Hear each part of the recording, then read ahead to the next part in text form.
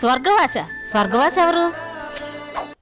Hello అమ్మా కోడలి పిల్ల, నేనమ్మా మీ మావయ్య గారిని స్వర్గం నుంచి మాట్లాడుతున్నాను. మావయ్య గారు ఏంటి స్వర్గం నుంచి మాట్లాడుతున్నారా? అక్కడ ఫోన్ ఫెసిలిటీ కూడా ఉందా? ఈ మధ్య జియోవాడు ఒక టవర్ వేశాడమ్మా. స్వర్గంలో అత్తయ్య గారిని కలిసారా మావయ్య గారు? అత్తకు మించిన అందగత్తెలు ఉన్నారమ్మా. ఇప్పుడు అత్త ఎందుకమ్మా? అంత అందగత్తులుంటే వాళ్ళతో డాన్స్ వేసుకోకుండా నాకెందుకు ఫోన్ చేశారు మావయ్య గారు? మన ఎదురింటి శంకర్రావు గారు లేడు? వాళ్ళ ఎదురింటి ఆవిడ తన సినిమాకి వెళ్ళాడని వాళ్ళ ఆవిడ కొట్టి కొట్టి చంపేసింది కదా మావయ్య గారు. ఈ విషయం మీకు కూడా తెలుసు కదా. వాడు నా దగ్గర ₹1,00,000 అప్పుగా తీసుకున్నాడమ్మా. డబ్బులైతే ఇచ్చేసాలే, కానీ వాడు రాసిచ్చిన ప్రామిసరీ నోటు నేనివ్వడం మర్చిపోయాను. అది కావాలని ఇక్కడ నన్ను తినేస్తున్నాడమ్మా. అమ్మా పరుపు కింద ఉందేమో చూడమ్మా.